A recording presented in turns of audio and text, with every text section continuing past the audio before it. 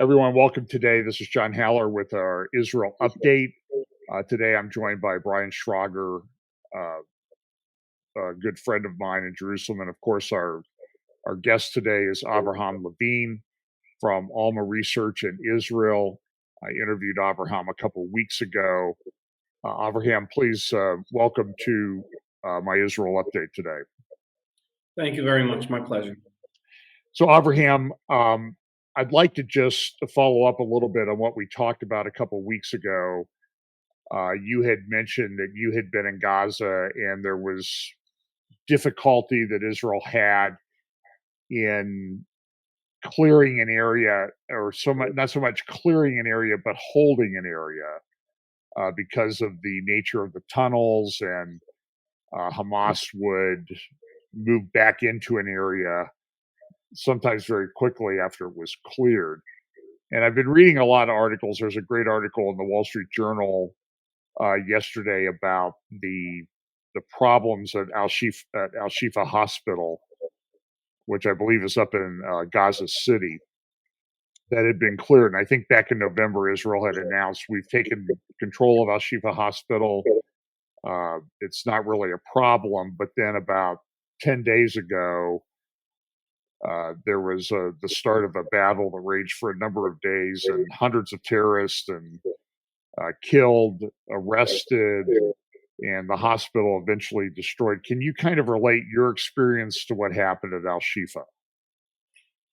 Well, I think we can learn a lot about just the complexity and how tough it is to clear the area.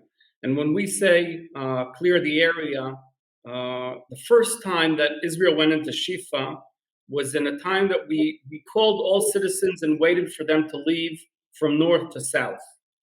So many people left Gaza. Many neighborhoods were at least titled as empty from citizens, from civilians, therefore making it easier for us to fight without a human shield, at least up front in terms of the numbers. What did not happen is that we did not hold on to these places and keep them empty. There's no way you can hold a city the size of Gaza and have people, soldiers, in each building. That's just a situation that's impossible to hold, unless you're really blanket bombing like we're being blamed for and destroying the city, which we never have anywhere in Gaza City. So unless you ruin the building, Shifa Hospital is still operating today. What you said towards the end, I believe is wrong. Okay. What I think is Shifa Hospital was operating 10 days ago. Sick, wounded, doctors, nurses, full personnel. It also had somewhere around 500 Hamas terrorists using that building because it's so central, because it has connections underground and over the ground to other buildings. So operationally, it's so important for Hamas, and obviously using that hospital, the signs on the outside that say Shifa Hospital, as a human shield, as well as the people themselves. And IDF is forced to go back and regain control over that building for a second time. And that will happen again and again and again, because we're not ruining the buildings. We're not ruining anything in Gaza that we don't have to. It also shows you that there's no vacuum. Any place that IDF leaves, like the world is demanding, don't go into Rafah, just go in and out, get the terrorists out of there. There is no get in and out of Rafah and have a real effect on the last operating brigade of Hamas. There's 4 battalions in Rafah. It will happen the same way. If you do not finish the job, then Hamas will slowly climb back from south to north and regain control over the central area of Gaza Strip and Deir el-Balach and Nuseirat and Gaza, and then to the north to back to Bet Hanun and Bet Lahia and Jabalia. And unless you, it's sort of, I see the world trying to play both sides. Hamas are terrorists that we have to get rid of, but on the other hand, you can leave them alone. Don't go into Gaza. Don't go into Rafiah. Don't go into hospitals. I don't see the option of playing both sides in this case. So, and I apologize. A lot of the reports, and it's difficult sitting here in the United States to get good, accurate information about what's going on there. Some of the reports were that Israel had destroyed the hospital. So if I got that wrong, I apologize for that. I guess, how do you take the experience from Gaza and then translate it into any anticipated operation in the north, in Lebanon? It's a great question. Our biggest advantage is that we're not working from a deficit like we did in October 7th, when it took us time to react. But that's pretty much the only advantage that I see in the operation, in an upcoming possible operation in Lebanon. Because the biggest difference between Lebanon and Gaza is the terrain. And in Gaza, it's not really flat like people seem to think, but it's flat enough that we can pretty much choose our entrance points freely. I can go in from north, from south, from east, from anywhere in the land. In Lebanon, that's exactly the opposite. There's very specific routes that allow me, as an army, not as a commando, SAS, whatever, commando, 5 people going in, but as an army, if I want to go into Lebanon, there's several routes that I just have to use, which means the whole element of surprise is not there. It means Hezbollah is waiting for me exactly in the locations that I'm planning to go in. And I do not have any element of surprise, but the timing and the amount of power I use. So I see the operation in Lebanon way more difficult, and the numbers will be way bigger on both sides. As hard to hear as it is. You mean that the numbers of casualties or the numbers of people involved? Casualties on both sides, soldiers and civilians. The amount of weapons Hezbollah has is way more than Hamas. Hezbollah is capable of pretty much paralyzing Israel, if that's what they choose. The area that they chose to shoot up to today is the northern area of the border, the first 5 kilometers, 3 miles about, and it is paralyzed, evacuated, and no one can go into that area. If they choose to broaden the ranges they're shooting, it's their choice. It's only their choice that's preventing that. If they choose to shoot Haifa, Nahariya, Tveria, they can do it whenever they want. If they choose to shoot Netanya, Herzliya, Ramat HaSharon, Tel Aviv, that's in their hands. They have the initiative in that sense. So in that sense, way more Israeli civilians will be killed. Same on the other hand, way more Lebanese people will be killed if we go into Lebanon. Give us a little bit of a perspective. For example, and I apologize if I don't say the names correctly, like Kiryat Shimona, that's a city of what, 25,000 people or so? Yeah. And how many people are left in Kiryat Shimona now because of the threat from Hezbollah? No, generally speaking, Kiryat Shimona is empty. Kiryat Shimona has been evacuated for 5 months about. Towards the end of October, Kiryat Shimona was evacuated completely for the first time ever. That Kiryat Shimona is completely evacuated for so long. As opposed to that, Nahariya on the coast wasn't evacuated, even though it's 7-10 kilometers from the border. Kiryat Shimona has been bombed weekly, daily, since October. Nahariya wasn't. How big is Nahariya? Same, about the same thing, about 20,000 people. And so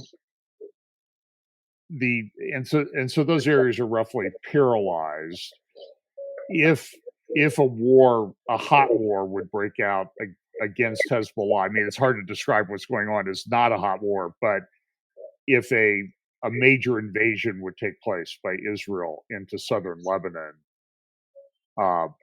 would that zone of evacuation necessarily expand? That's a good question, and that depends on more than one. There's a lot of X's and Y's and moving parts here. I think Israel, for the first time, maybe Hezbollah's greatest victory ever, is Israel evacuating 60,000 people for so long. And I think I wouldn't call it a mistake to evacuate the people, because it was done for their own safety. And Israel has a responsibility to their people, us, the civilians, and therefore the decision was made. But I would say that the consequence, the repercussions of the evacuation, I don't know if they were taken into consideration October, which means taking the people out of the equation makes it easy for IDF, but it also makes it easy for Hezbollah in many ways. And the invasion and evacuation are not necessarily hand in hand. If Hezbollah shoot enough arms, weapons, mortars, missiles, rockets, then more areas can be evacuated. I think a ground operation might change that and at least eliminate some of that threat, depending on how deep we attack or where we attack. Go ahead, Brian. I have a couple of questions, Avraham. One is back in reference to Shifa Hospital. Doesn't this indicate that Israel is going to have to maintain some kind of long-term presence or ability, at least, to go in and out of Gaza, as in fact it does today in the Palestinian territories, in order to keep the area secure? That's one question. The other question I'd like to, and related to that, is, does Israel have the necessary manpower to do another long-term engagement, major engagement in the north? In regards to Shifa, that's one plausible thing that you might understand. That's one thing that we can learn from that. Yes, I can broaden it to soften your thought and say we need some kind of presence there. It doesn't have to be Israeli. But I completely agree. I mean, what you said is clear. We cannot play. That's exactly what I was trying to imply. You can't count on Hamas stopping to use Shifa Hospital unless you're there and make sure they're not using Shifa Hospital. I completely agree. It can be IDF, it can be Egyptians, it could be Jordanians, it could be Fatah, PA, it could be Americans, it could be UN, and all of these ideas have downfalls and have advantages. And I'm not calling for any of those solutions, because I've seen them elsewhere and they did not work. Right. All right. I'm not advocating for any one of them. I'm just saying, in Lebanon, we chose UNIFIL as the representative of the world, and 10,000 soldiers are trying to find about 200,000 rockets since August 2006 and still haven't found one. So I don't think we can use them. UNRWA, I think, is also not necessarily the right body, right? So we agree about some of these ideas, but I completely agree with the sentiment of that you started with. As long as we want to really affect change and eliminate the threat, we need to complete the job and eliminate Hamas, take them completely out of the picture, in terms of the governing body in Gaza, and similarly have some kind of a presence there that continues this and makes sure it doesn't happen again. In Afghanistan, it took 24 hours. Shifa, it took 3-4 months. But a similar situation in terms of if you want to maintain a situation and you don't have a different operational administration working there, then you're leaving a vacuum that will be filled by terrorists very quickly. In terms of the manpower for an operation in Lebanon, IDF is a small army. Trying to operate ground operation in 2 fronts is extremely difficult for an army in our size. To me, that says that we can do it. Just one of the fronts will have to be arms and firepower instead, which means more civilians killed, more people killed on their side. And I think IDF is trying to avoid that situation in any way we can. That's why we did not attack Lebanon while Hezbollah is attacking weekly. And we did not take one bite out of Lebanon, even though that might make it easier for us. Because if you look at the border, not a border, but if you look at the blue line or the fence between Israel and Lebanon, the higher positions are not necessarily in Israel's side. And if you want the high ground, then you have to take at least some of the hills on the other side of and we didn't even do that. And I think that will be the sort of a beginning of an operation. So if you look, for instance, at the map, then you'll see Metula, which is the north tip that we see in the middle of the blue line exactly, even above. It's the top of that point. Is Metula is surrounded by hills. El Khiam, Kile, all of these towns, Shiite towns in South Lebanon, are completely in control. They have the high ground. And they've been shooting Metula day in, day out. Metula is practically destroyed. A beautiful town that used to have a very peaceful relationship with the people in South Lebanon. I still remember that, and I'm not that old. Many Christian Lebanese worked in Metula. I remember speaking to them as a kid on vacations. And Metula today is completely destroyed because Hezbollah has the high ground in that point. Another thing we can see, if you already brought up the map, John, thank you, is the Litani River, which everyone puts as a sort of a border of South Lebanon. And as you could see, it's about 15, 20 miles from Israel on the western side, but in Metula, it's about 2-3 miles, which means in Metula, that's definitely not a distance that operationally gives us the buffer that we're seeking between Hezbollah and Israel. So the reports that I've seen, Avraham, are that many people have evacuated southern Lebanon as well. Are those reports accurate? I can't talk to the numbers themselves, but yeah, I think most people agree that it's tens of thousands. I've seen numbers up to 80, 90,000 people evacuated from South Lebanon. But is there any estimate on the size of the Hezbollah force in southern Lebanon?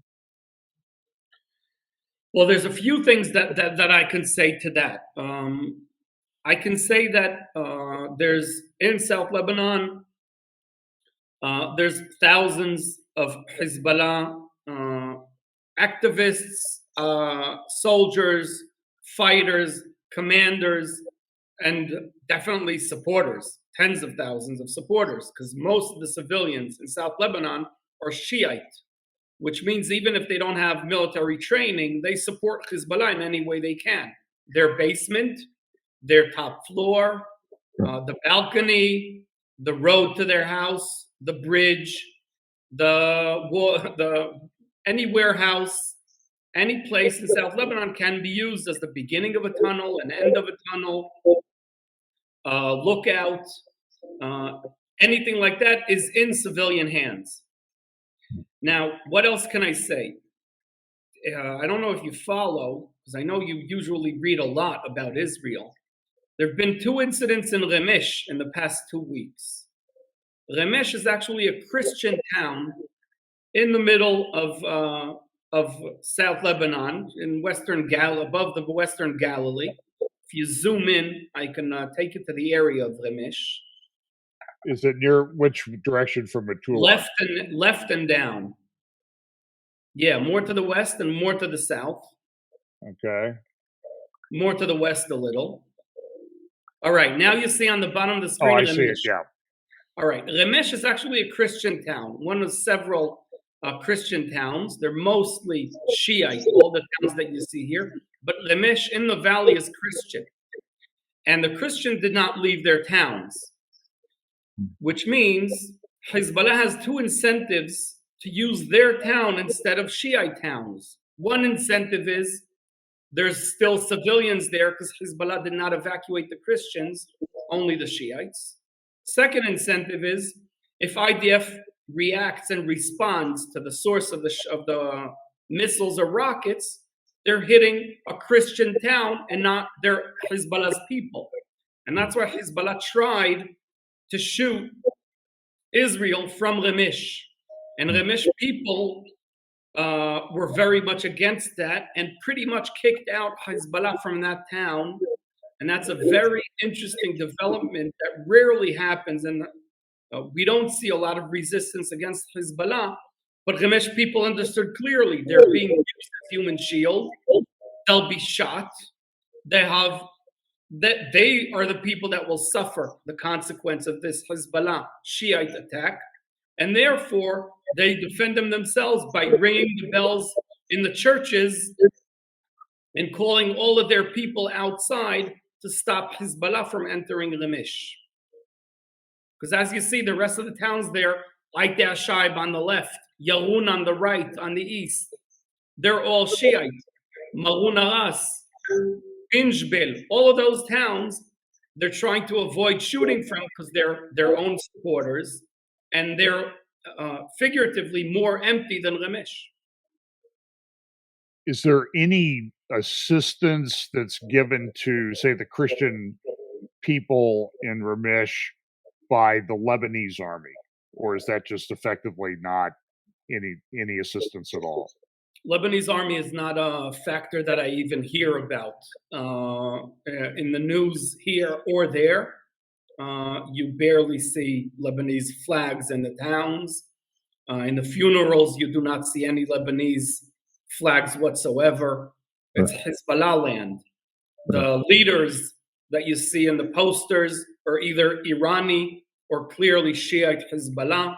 You do not see a Lebanese president or a Lebanese prime minister photo. They don't have a president right now. That's tricky, but you do not see posters of Najib Mikati in South Lebanon. You see posters of Khomeini, Khamenei, and Nasrallah. So we're not talking Lebanese army. We're not talking Lebanon as a governing body in effect. De facto, this is Hezbollah land. Avraham, if I understood you correctly, you indicated an expectation for a smaller ground force if anything happens, if Israel takes any action against Hezbollah in the north, but perhaps a larger air attack that would inflict more civilian casualties. If Israel has to act, and at least at this point, to me, it appears it will have to do so, what's the time frame you see this, in which you see this happening? Well, there's, I think what IDF is trying to do is finish one chapter and start, and then open the other. Right. And unless we're forced to, and we could speak of the situation of what can force us, I I think IDF is trying to avoid Rafiah with South Lebanon at the same time. Right. I assume both sides are preparing for the next stage. Both IDF and Hezbollah know that it's better weather now in the north. It's already spring, summer here. We have a very short spring here. It's already hot in the north. And the more we're slowing down in the south, the closer we're getting to Lebanon. I do not have a timetable in terms of weeks or months. What can force us to speed up this situation? To me, that's clear. First of all, a mistake. Meaning, a big attack, either Israeli or Hezbollah, that hits civilians will speed up that process.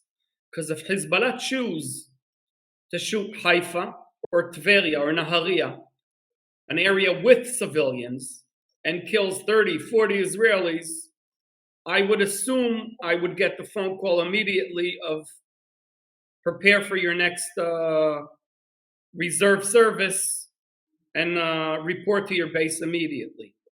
As same from Israel. If we, in one of the attacks that we have been attacking in South Lebanon, in Lebanon altogether, or in a certain embassy in Damascus, and we make a mistake and we kill too many civilians or a too sensitive target, they'll become way more aggressive when they react. And I'm still waiting to see a reaction to the attack in Damascus. And if that happens, that also speeds up the same way exactly. So that might happen tomorrow. But unless that doesn't happen, I don't see us going to war in the north.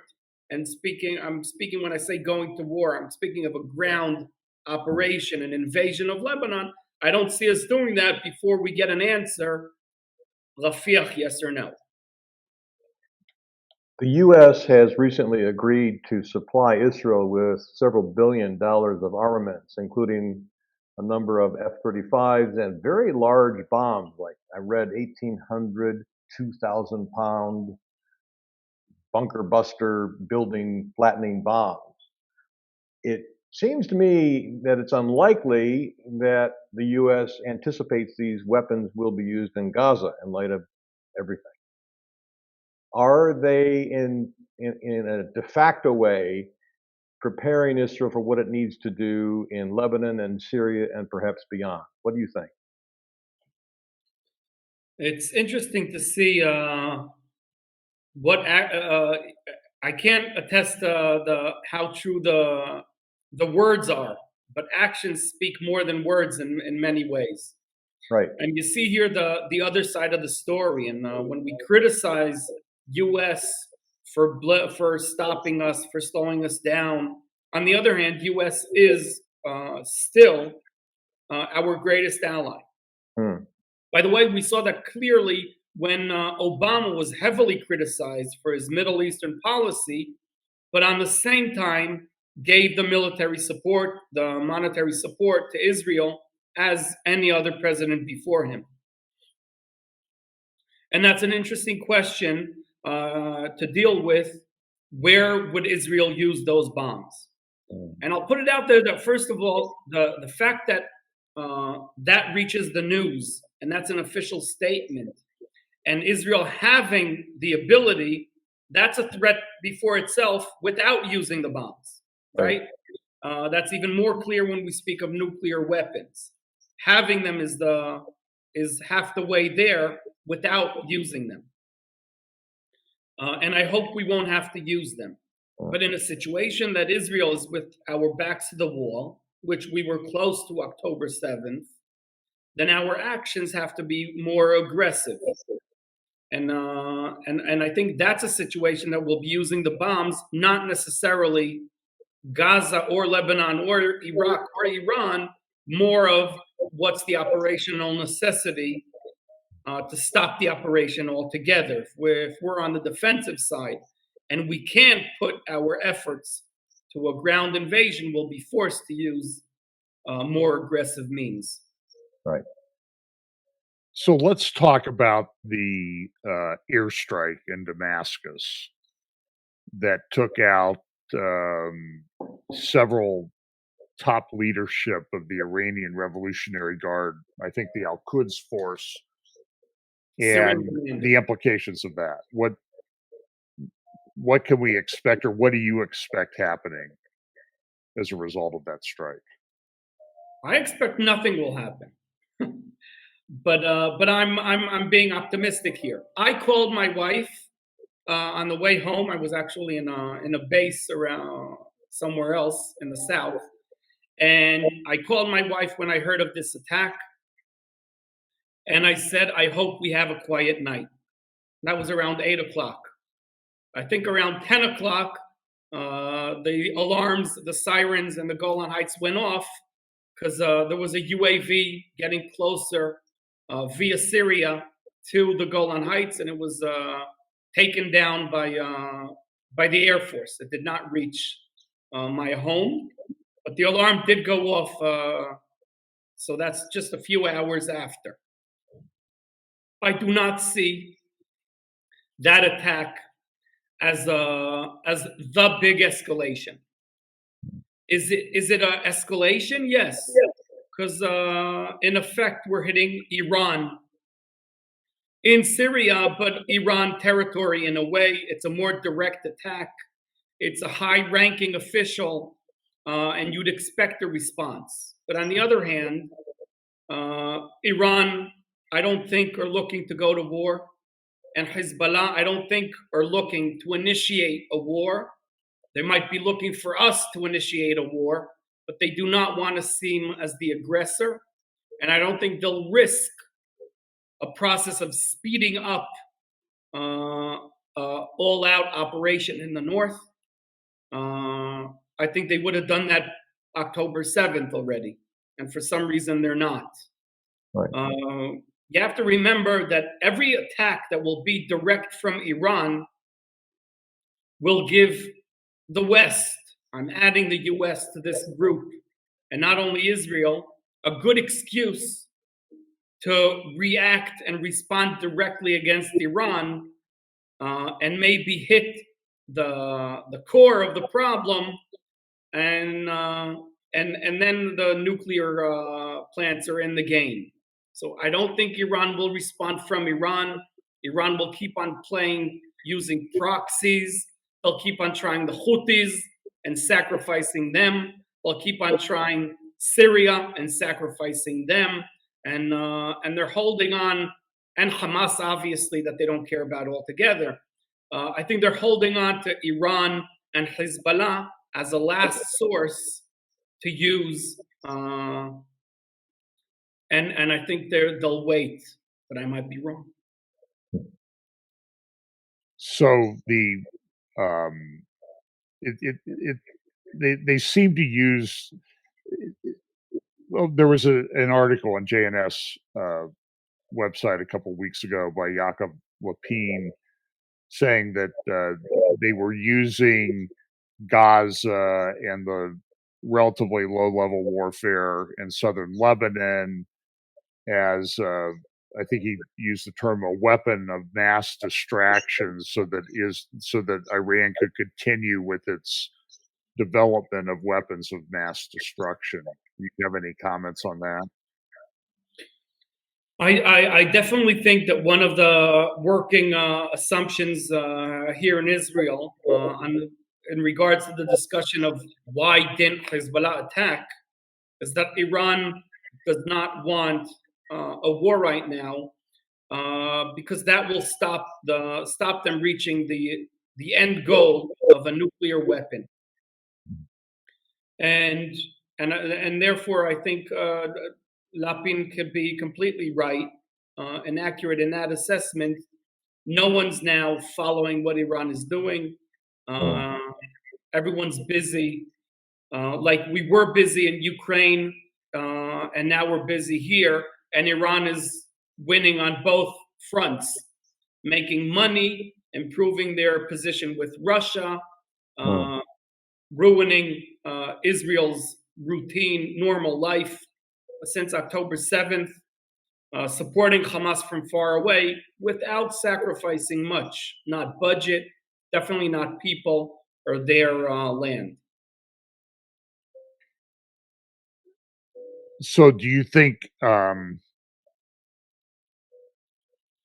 well, what could, I suppose, what if Iran responds strongly to this attack in Damascus? You don't really think that's going to happen. I know there's a lot of threats flying around, and they've issued, they're going to attack other embassies somewhere else. Is there a trigger that would maybe cause Israel to move into Lebanon? No, I don't think Israel will respond against Hezbollah if an embassy in Turkey is attacked, or if Israelis are hit in Jordan, or if Israelis are hit in South America. I don't think Israel will respond against Hezbollah. I think Israel will operate, will decide how they respond according to how Iran takes their position.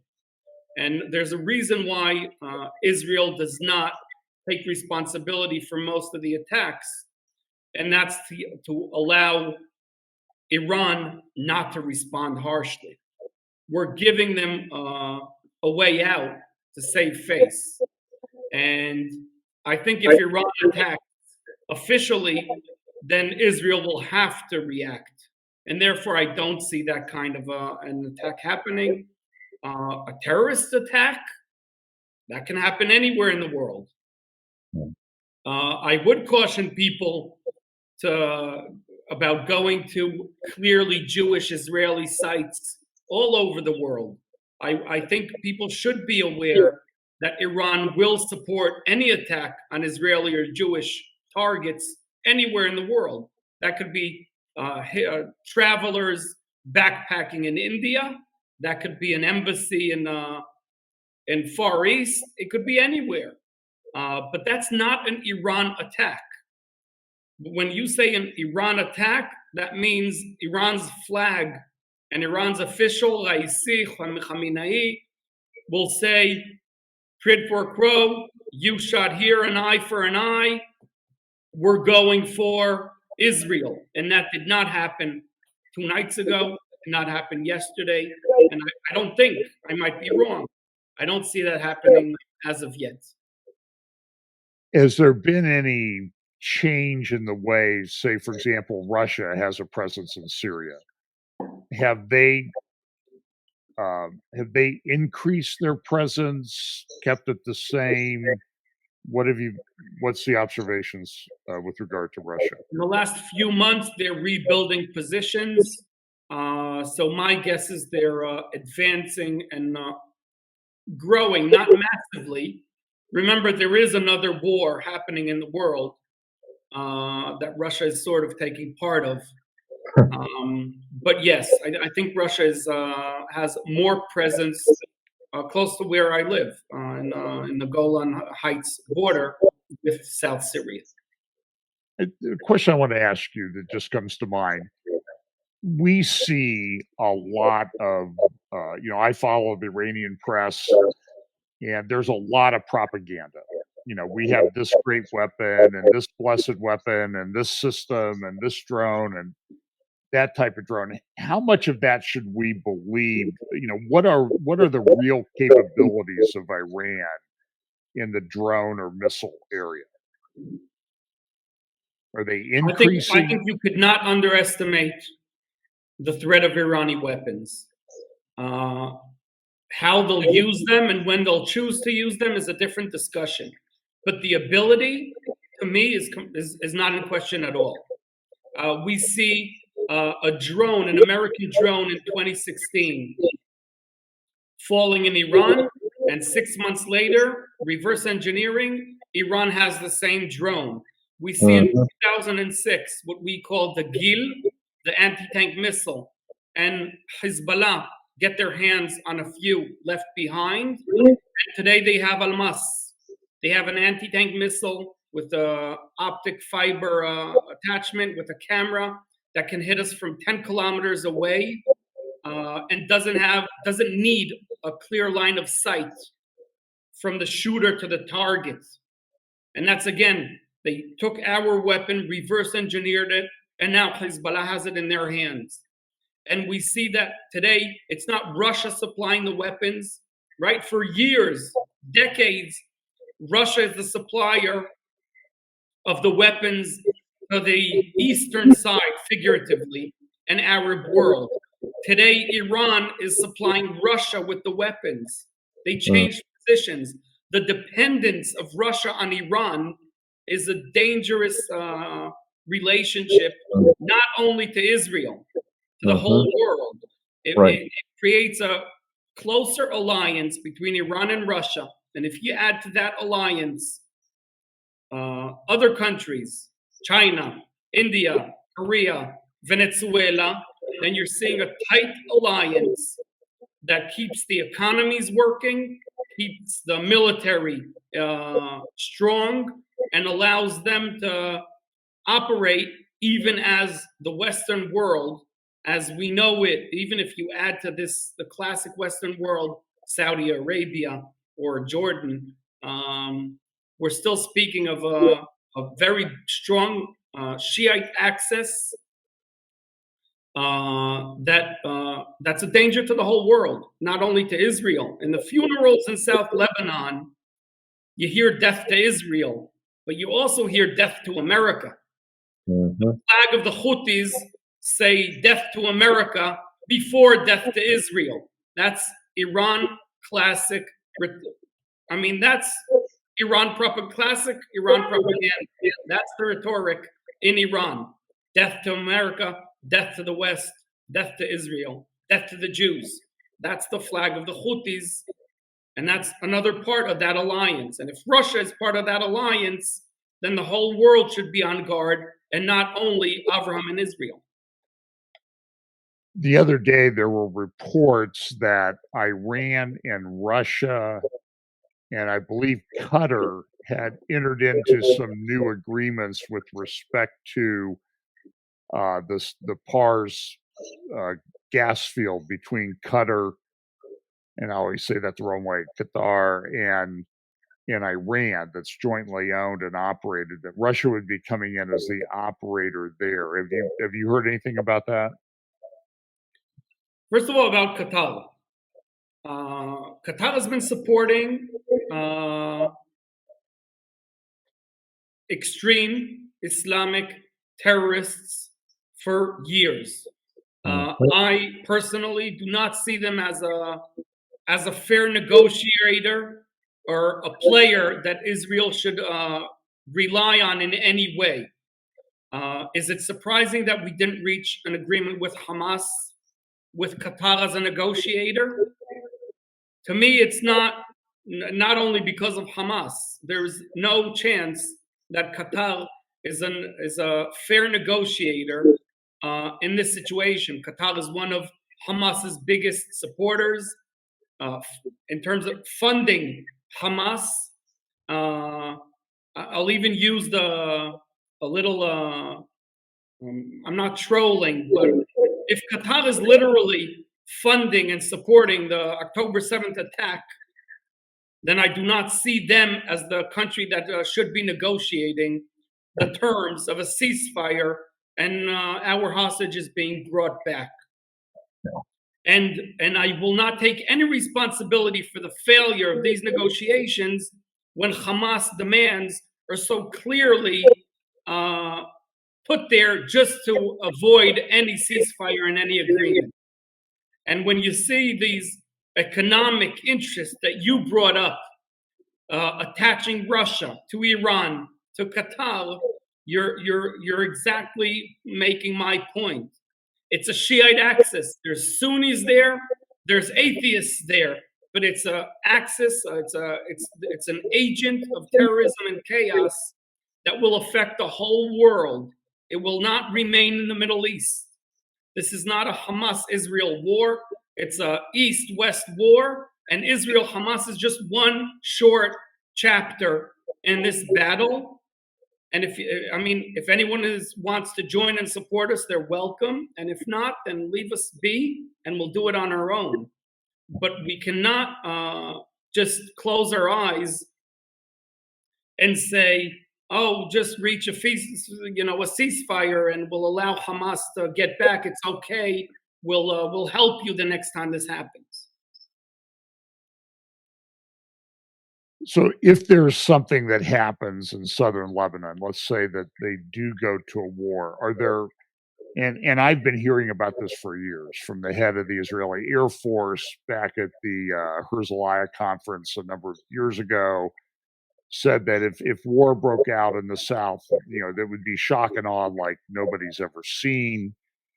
Um, is the operation, is it going to go more quickly than Gaza did, or is it just impossible to say at this point? Well, I truly hope that no one's still relying on short wars and counting on that working. We all assumed Gaza will be way easier, and we were wrong. So I wouldn't count on any shorter wars. What I would say, and I think Lebanon should be on guard in that sense, is that historically we never fought Lebanon. In Israel, we called the war in '81 the first war against Lebanon. In 2006, we called the second war against Lebanon, or not against. The second Lebanese war would be an accurate translation. The fact of the matter is that we fought in '81 Sunni Palestinian terrorists. And in 2006, we fought Shiite Lebanese terrorists. We never fought Lebanon. And I think Lebanon, as the governing body, as the legal administration in Lebanon, should be aware that the next war, and that's not me saying that, as you said, John, it's the chief of staff, Kochavi, already started saying that the next war, the main victim will be Lebanon. Because there's no way to keep this operation a clean, clear surgical operation. It will be a massive attack. That the only way that IDF can really take advantage of our abilities is it to hit infrastructure, which means Lebanon will be hurt, and not only Hezbollah. I would highly recommend, I'm going to put a link in the show notes, one to Alma. If you would like to contribute and support the work of Alma, you can go to that link that I'll put in the show notes. And also the JNS video that came out, which appeared to be a joint project of JNS and Alma, focused a lot on Sarit Zahavi's commentary and advocacy about what a war with Lebanon in southern Lebanon would look like and how it would affect all of Israel. So I'll put a link to that video. It's about 7 minutes. I would highly recommend that everybody watch that. It was incredibly well done. I really appreciate your time, Avraham. Is there anything any thoughts you'd like to leave us with? Just to say that although there's a lot of arguments internally in Israel and with the rest of the world about how to solve the situation, the goal in Israel, I think, is very clear. We have to bring back 134 hostages. We have to bring back home safely 220,000 people in the south and 60,000 people in the north, and keep them back home safely. That's the goal. And if the world has any ideas, I'd like to hear them now before we start the next stage. Appreciate that. Thank you so much for your time, and look forward to talking